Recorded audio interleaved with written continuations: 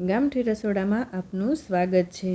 આજે આપણે બનાવીશું બ્રેડ પકોડા। તો શિયાળો ચાલી રહ્યો છે અને ઠંડી પણ સરસ એવી પડી રહી છે। તો આ શિયાળામાં બ્રેડ પકોડા જો ગરમા ગરમ મળી જાય તો ખાવાની મજા જ પડી જાય। તો ચાલો આપણે બનાવવાનું શરૂ કરીએ।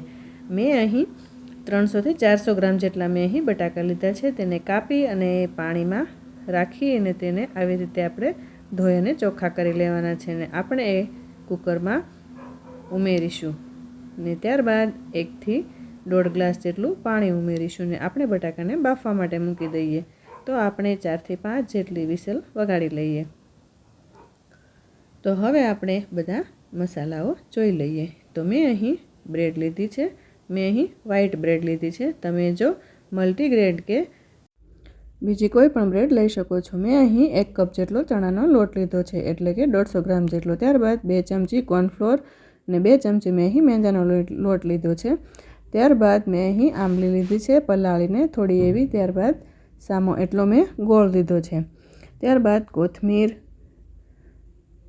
1 લીંબુનો રસ ને મેં અહીં ખડા મસાલા લીધા છે। તેમાં વરિયાળી, આખા ધાણા અને આખા મરી લીધા છે। તેનો ટેસ્ટ ખૂબ જ સરસ એવો આવશે। તમે આ પકોડામાં ક્યારેય નહીં નાખ્યા હોય, એકવાર તમે ટ્રાય કરીને જરૂરથી ઉમેરીશો। ત્યારબાદ આદુનો 1 ટુકડો ને મરચાં લીલા ઉમેરીશું ને ગરમ મસાલો 1 ચમચી જેટલો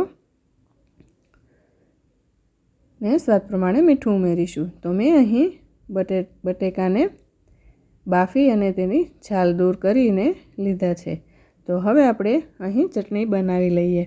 તો ગેસ પર એક વાસણ મૂકી ને તેમાં આપણે અડધો ગ્લાસ જેટલું કે પોણા ગ્લાસ જેટલું પાણી ઉમેરીને તેમાં પલાળેલી આંબલી સાથે ગોળ, 1 ચમચી જેટલું લાલ મરચું પાવડર, સ્વાદ પ્રમાણે મીઠું ને 1 થી 1.5 ચમચી જેટલો મેં અહીં ધાણા જીરું પાવડર ઉમેર્યો છે। ત્યારબાદ 1 ચમચી જેટલો ગરમ મસાલો। આ બધું જ આપણે સારી રીતે મિક્સ કરીને આ રીતે ઉકળવા દઈએ। તો આ રીતે ધીમી આંચ પર ઉકળવા દઈએ આપણે। તો અહીં આપણી ચટણી ઉકળી અને રેડી થવા જઈ રહી છે। તો અહીં બ્રેડ પકોડાની ચટણી થોડી એવી પાતળી હોય છે, કેમ કે તો જ તે બ્રેડમાં અંદર સુધી ઉતરી શકે। તો હવે આપણે જે ખડા મસાલા છે તેને આપણે આ રીતે વાટી લઈએ। અહીં ખડા મસાલા આપણે અધકચરા જેવા વાટવાના છે। તો હવે આપણે બ્રેડ પકોડાનો મસાલો તૈયાર કરી લઈએ। આ મસાલો આપણે વાટીને તૈયાર કરી લીધો છે, ખડા મસાલા। તો આપણે તેને તેમાં ઉમેરી દઈએ। ત્યારબાદ આદુ, લીલા મરચાંની પેસ્ટ ને ઉપરથી કોથમીર, ત્યારબાદ અડધા લીંબુનો રસ ઉમેરીશું। અહીં મેં કોથમીરનું પ્રમાણ થોડું એવું વધારે રાખ્યું છે। ત્યારબાદ સ્વાદ પ્રમાણે મીઠું ઉમેરીશું, ગરમ મસાલો ને 1 ચમચી જેટલી મેં અહીં ખાંડ લીધી છે ને આ બધું જ આપણે સારી રીતે મેશ કરીને આ રીતે આપણે બ્રેડનો મસાલો તૈયાર કરી લીધો છે। તો આ મસાલો આપણે બ્રેડની અંદર ભરીને હવે તૈયાર કરી લઈએ। તો આપણે આ રીતે બ્રેડ લઈ ને તેમાં જો તમે ચટણી, ગ્રીન ચટણી એટલે કે ફુદીના અને ધાણાની પણ લગાવી શકો છો અને લસણવાળી પણ ચટણી લગાવી શકાય છે, પણ મેં અહીં બાળકોને ખાવા માટેથી કોઈ પણ ચટણીનો ઉપયોગ નથી કર્યો। તો આ રીતે ચારેય ખૂણા અને બોર્ડર બરાબર રીતે મસાલાથી પેક થઈ જાય તે રીતે આપણે મસાલો આ રીતે ભરી લઈએ ને તેના પર બીજી બ્રેડ મૂકી ને આ રીતે આપણે હળવા હાથે પ્રેસ કરીને બંને બાજુથી બરાબર ચારેય ખૂણા સેટ કરીને આપણે એક પ્લેટમાં મૂકી દઈએ। તો આ રીતે આપણે બધી જ બ્રેડને તૈયાર કરી લેવાની છે।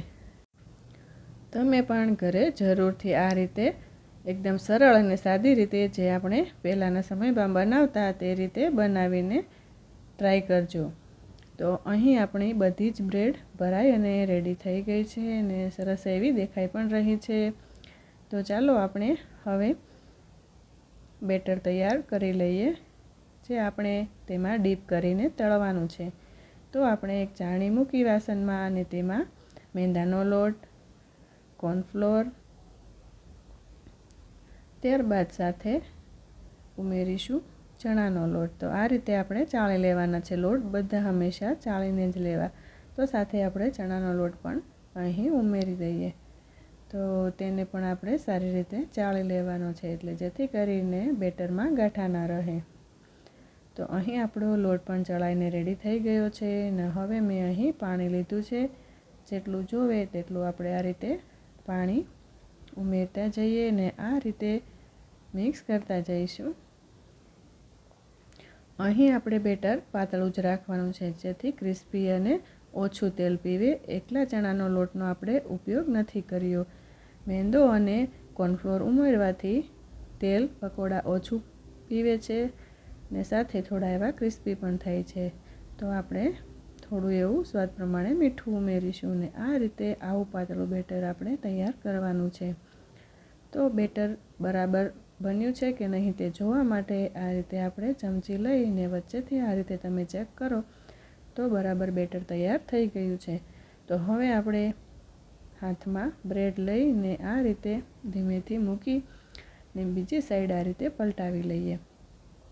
આ રીતે પલટાવ્યા બાદ બીજા હાથમાં લઈને આ રીતે આપણે ઉપરથી આ રીતે હાથ ફેરવી દઈએ, જેથી બધો જ લોટ બંને બ્રેડમાં આગળ પાછળ ઉતરી જાય. તો આ રીતે કર્યા બાદ હવે અહીં આપણું તેલ ગરમ થઈ ગયું છે ને હવે આપણે તેમાં તળાવવા માટે ઉમેરી દઈએ. તો ધીમી આંચ પર આપણે તળવાની છે બ્રેડને. તો ધીમેથી આપણે પલટાવી લઈએ. જો તમને મારો વિડીયો ગમ્યો હોય તો મારી ચેનલને લાઇક, શેર અને સબસ્ક્રાઈબ કરવાનું ભૂલતા નહીં. તો આ જ રીતે આપણે બંને બાજુ પલટાવીને તળી લઈએ ધીમી આંચ પર, તેથી ક્રિસ્પી થશે. તો અહીં આપણું પકોડું તળાઈ અને રેડી થઈ ગયું છે. તો આપણે આ રીતે ચીપિયાના મદદથી તે તેલ નિતારીને આ રીતે ડીશમાં કાઢી લઈએ. તો આવી જ રીતે આપણે બધા જ બ્રેડ પકોડા તૈયાર કરવાના છે. તો અહીં આપણી ચટણી બનીને ઠંડી થઈ ગઈ છે. તો આપણે એક ચાળણી મૂકીને બાઉલમાં આપણે તેને ગાળી લઈએ. બ્રેડ પકોડા સાથે આમલી ગોળની ચટણી ખૂબ જ સરસ એવી લાગે છે, અથવા તો ખજૂર આમલીની પણ ચટણી બનાવી શકાય છે. તો અહીં આપણા બ્રેડ પકોડા પણ તૈયાર થઈ ગયા છે. તો આપણે એક સર્વિંગ પ્લેટ લઈ ને સાથે ચટણી પણ તૈયાર થઈ ગઈ છે. તો આપણે આ રીતે બ્રેડ પકોડાને સર્વ કરીશું ને સાથે આપણે ગોળ આમલીની ચટણી પણ ઉમેરીશું. અહીં આપણે એક બ્રેડ પકોડાને આ રીતે કાપી લઈશું. આપણે નાના એવા ટુકડા કરીશું. તો આ રીતે ચાકુની મદદથી કાપીને ચોરસ ટુકડા કરી લઈશું, આડા અને ઊભા કાપા પાડીને. આ રીતે બજારમાં લારી પર પકોડા પણ મળે છે.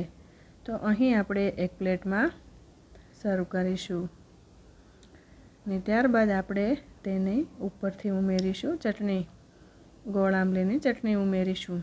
બહાર લારી પણ તમને આ રીતે પણ જોવા મળે છે.